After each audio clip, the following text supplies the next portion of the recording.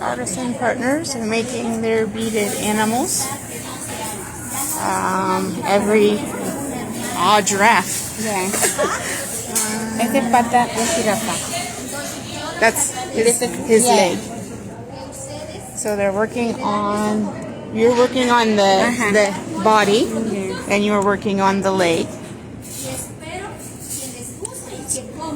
And this is the finished product. I'm gonna try so hard. She said that she's so thankful for you. And this is the beads that they're.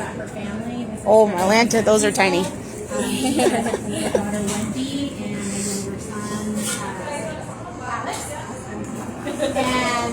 And So much skill. Thank you.